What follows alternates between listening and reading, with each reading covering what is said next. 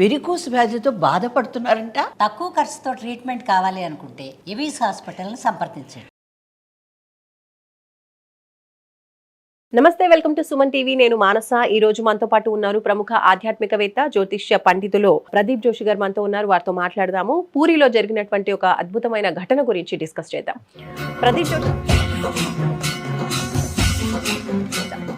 ప్రదీప్ జోషి గారు నమస్కారం అండి.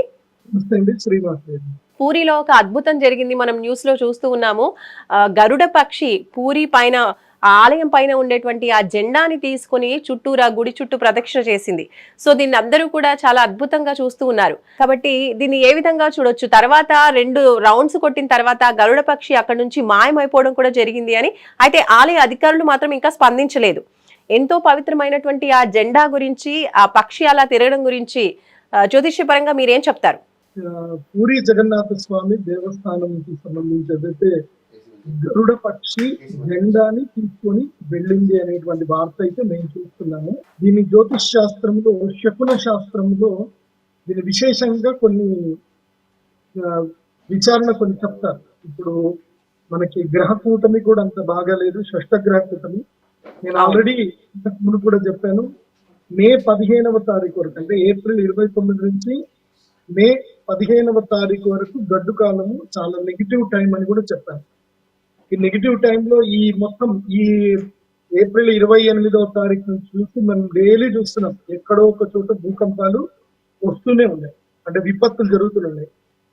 మొన్న మధ్యనే శాన్ ఫ్రాన్సిస్కోలో భూకంపం వచ్చింది, తర్వాత ఇండోనేషియాలోని భూకంపం వచ్చింది, తర్వాత బ్యాంకాక్ లో భూకంపం వచ్చింది, తర్వాత సమంత్ర దీవుల్లో కూడా మొన్న మధ్యనే భూకంపం వచ్చింది. సో ఇవన్నీ కూడా నెగిటివ్ ఇంపాక్ట్స్ మనకి గ్రహ కూటమి తర్వాత మనకు కనిపిస్తుంది. అయితే ఈ మధ్యలోనే భారత ప్రభుత్వం తీసుకున్న ఒక నిర్ణయంతో చాలా పెద్ద ఇది జరిగింది. వీళ్ళు ఊచకోత మొదలయ్యింది. ఎక్కడ వెస్ట్ బెంగాల్లో మనం చూస్తానే ఉన్నాము. ఒక ఇద్దరిని దారుణంగా చంపేశారు, తర్వాత షాపులన్నీ తగలబెట్టేశారు అనేది మన వార్తల్లో ఆల్రెడీ చూడడం జరిగింది. సో ఇప్పుడు మనం అర్థం చేసుకోవాల్సింది ఏమిటంటే కనుక, ఇప్పుడు ఇది భారతదేశానికి చాలా గడ్డు కాలము. ఇప్పుడు చాలా అందరూ జాగ్రత్తగా ఉండాలి. ఇది భగవంతుడు కూడా ఒక సూచన ఇచ్చాడు. భగవంతుడి యొక్క వాహనమైనటువంటి గరుత్మంతుడు ఆ యొక్క ధర్మ సంకేతమైనటువంటి జెండాని పట్టుకొని ఆలయం చుట్టూ ప్రదక్షిణ చేశాడు అంటే అర్థం ఏంటంటే, సనాతన ధర్మాన్ని, ఈ యొక్క ప్రపంచం యొక్క శాంతిని కోరేటువంటి ప్రతి ఒక్కరు కూడా ఇక చాలా జాగ్రత్తగా ఉండాలి, ఐకమత్యంగా ఉండాలి, ధైర్యంగా ఉండాలి. ఇక నాకెందుకులే అన్న ఆలోచన నుంచి బయటకు రావాలి. ఇది బాగా గుర్తుపెట్టుకోండి. నాకెందుకులే, ఇది నా సమస్య కాదు అన్న ఆలోచనలో ఉండకూడదు. సమైక్యంగా ఉండాలి. ప్రతి ఒక్కరు, ప్రతి భారతీయుడు ఈ దేశము యొక్క సమైక్యతను, సమగ్రతను కాపాడడానికి ప్రతి భారతీయుడు సిద్ధంగా ఉండాలి. ఇది మనకి గరుత్మంతుడు ఇచ్చిన సంకేతం ఏంటంటే, రాబోయే కాలములో మన మధ్యన మత కల్లోలాలు, చిచ్చులు పెట్టడానికి కొంతమంది కొన్ని పన్నాగాలు పన్నుతారు. దానికి ఎవరు రియాక్ట్ అవ్వకండి, ఎవరు రెస్పాండ్ అవ్వకండి. వాట్సాప్లలో అక్కడిక్కడ మెసేజ్లు వస్తాయి, రెస్పాండ్ అవ్వకండి. ఎందుకోసమంటే దేశములో మనుషుల మధ్యన గొడవలు ఎప్పుడైతే మొదలవుతాయో అలాంటి సమయంలోని ఈ యొక్క సంకేతం అనేది కనిపిస్తుంది. మనము ఈ సంకేతానికి సంబంధించి కనుక మనం చూస్తే, ఇది మనకి ఎక్కడ తెలుస్తుంది అనంటే, ద్రౌపది వస్త్రాపహరణం జరిగినప్పుడు ఆ రోజు రాత్రి డిస్కషన్ జరుగుతుంది అనమాట. ఈ దుర్యోధనుడికి వీళ్ళందరూ డిస్కషన్ జరుగుతున్నప్పుడు నక్కలు గట్టిగా అరవడము, గరుడ పక్షి వచ్చేసి ఆ యొక్క కురువంశానికి సంబంధించిన పతాకాన్ని తెంపేయడం. సో ఇది సిమ్టమ్ అన్నమాట. అంటే యుద్ధం రాబోతుంది అనేది సిమ్టమ్. ఇది ఆల్రెడీ మనకి మహాభారతంలో ఇది ఎపిసోడ్ ఉంటుంది. ఇది మన మహాభారతంలో జరిగింది గతంలో.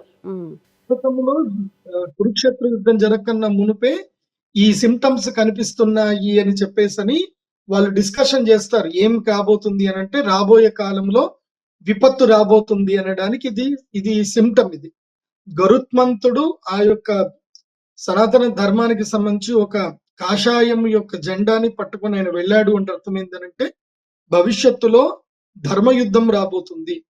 సో దానికి సంబంధించిన మత కల్లోలాలు ఎక్కువగా కాబోతున్నాయి. ఇది మనకి భగవంతుడు ఇచ్చిన సూచన. కాబట్టి నేను చెప్పేది ఏంటంటే, ఈ మధ్య ఇప్పుడు ప్రభుత్వం ఏం చేసినా ప్రజల మంచి కోసమే చేయడం జరుగుతుంది. అనవసరంగా ప్రజలు అంటే ఈ యొక్క ఏమీ నేను చెప్పేది ఏంటంటే, ఒరిగేది ఏమీ ఉండదు. మన మధ్యన గొడవలు పెట్టుకొని పైన నాయకులు మాత్రం సంబరాలు చేస్తుంటారు. కాబట్టి ప్రజలు చాలా అప్రమత్తంగా ఉండండి. చెప్పుడు మాటలు, రూమర్స్ జోలికి వెళ్ళకూడదు. ముఖ్యంగా ఈ మత కల్లోలాలు ఎక్కువగా జరిగే అవకాశం ఉంటుంది కాబట్టి ఆ మత కల్లోల విషయంలో ప్రజలు చాలా అప్రమత్తంగా ఉండండి. అందరూ సమైక్యతని పాటించండి. ఎక్కువగా ఓవర్ రియాక్ట్ అవ్వకూడదు. ఎందుకోసమంటే ఏదైనా సరే మనకి చట్టం అంటూ ఉన్నాయి. కొంతమంది అపోహలు క్రియేట్ చేస్తారు. ఇది మంచిది కాదు, మనల్ని నాశనం చేయడానికి చేశారని చెప్పి చాలా చేస్తారు. ఏది కూడా పట్టించుకోవద్దు. నేను అందరికీ చెప్తున్నాను, భారతీయులందరికీ చెప్తున్నాను. ఇది మే 15 నుంచి ఇది ఆల్మోస్ట్ మే 15 మే 30వ తారీఖు వరకు, మే 15వ తారీఖు వరకు అయితే చాలా బ్యాక్ టైం ఉంది. అనవసరమైన గొడవలు, ర్యాలీలు, తర్వాత రాళ్లు కొట్టుకోవడాలు ఇవన్నీ కూడా జరుగుతాయి. సో ప్రజలు అప్రమత్తంగా ఉండండి. నాకు తెలిసైతే ఈ కాలంలో అంటే నేను గ్రహస్థితి నేను చూస్తున్నాను కాబట్టి, నేను చెప్పినవన్నీ జరిగినవి కాబట్టి నేను ఇది కూడా అడ్వాన్స్ గా అందరికీ అప్రమత్తం చేసి చెప్తున్నాను. మళ్ళీ మన భాగ్యనగరంలో లాస్ట్ టైం ఏదైతే గనక గోకుల్ చాట్ దగ్గర జరిగినటువంటి ఇన్సిడెంట్ కానివ్వండి, దిల్సుఖ్ నగర్ లో జరిగిన ఇన్సిడెంట్ కానివ్వండి, ఇది కోనార్క్ థియేటర్ దగ్గర ఒక ఇన్సిడెంట్ జరిగింది, ఆ ఇన్సిడెంట్ కానివ్వండి, లుంబిని పార్క్ లో జరిగిన ఇన్సిడెంట్స్ కానీ మళ్ళీ ఈ రాబోయే నెల రోజుల్లో ఈ మే 15వ తారీఖు లోపల కూడా జరిగే అవకాశాలు ఉంటాయి.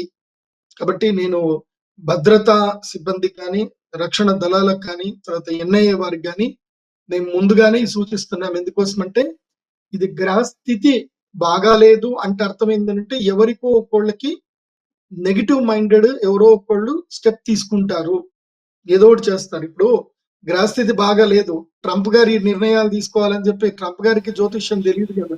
ట్రంప్ గారి దగ్గర ఉండి నువ్వు గ్రహస్థితి బాగాలేదు ఈ నిర్ణయాలు తీసుకోవాలని ట్రంప్ కి ఎవరు చెప్పలే కదా. చూడండి, స్టాక్ మార్కెట్ మొత్తం కూడా బ్లడ్ మార్కెట్ అయిపోయి కంప్లీట్ స్టాక్ మార్కెట్ కుదేలైపోయింది.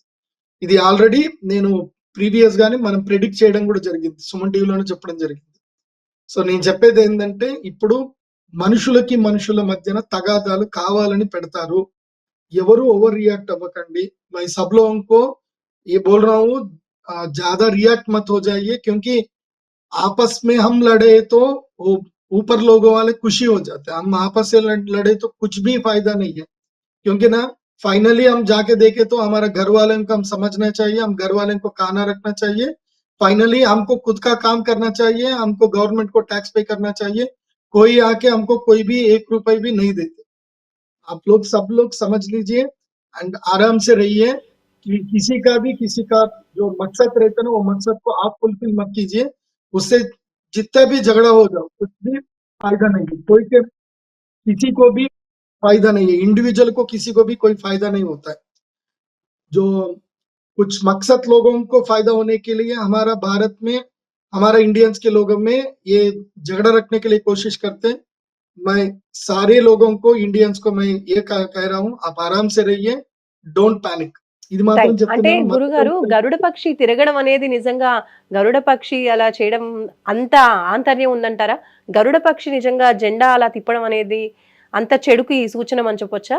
గరుడ పక్షి రావడం లేదంటే పూరిలో అలా అంత పవిత్రమైన జెండాని తీసుకొని తిరగడం వల్ల ఇది సూచిస్తున్నారని చెప్పుకోవచ్చా?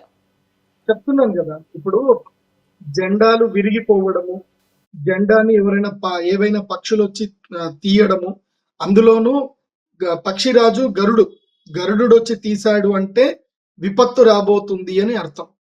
ఇది జ్యోతిష్ శాస్త్రంలో ఉంటుంది, పక్షి శాస్త్రంలో కూడా ఇవి ఉంటాయి. పక్షులు మనకి భవిష్యత్తు సంకేత సూచకాలు కూడా చూపిస్తాయి. మనకి చిన్నప్పటి నుంచి కూడా తెలుసు, కాకి వచ్చి మన ఇంటి మీద వాలింది, అరిచింది అంటే చుట్టాలు వస్తున్నారు అని చెప్పి మన తెలుగు వాళ్ళలో ఎక్కువ నానుడు. సో అట్లాగే ఈ గరుడ పక్షి ఆ యొక్క జెండాను తీసుకెళ్లడం అనేది మాత్రం ఇట్స్ నెగటివ్ సిమ్టమ్. భవిష్యత్తులో చాలా దారుణం జరగబోతుందని ఆల్రెడీ అది ఏ రోజైతే జెండా తీశారో అదే రోజు వెస్ట్ బెంగాల్లో అరాచకం జరిగింది. సో ఇద్దరిని చంపారు, ఎన్నో వాహనాలు తగలబెట్టారు. ఈ విషయంలో మాత్రం ప్రభుత్వాలు మాత్రం చాలా అప్రమత్తంగా ఉండాలి. ఈ ఏవైనా సరే సంఘటనలు జరిగితే మాత్రం ఇమ్మీడియట్లీ డ్రోన్ కెమెరాలు ఎగరేయాలి.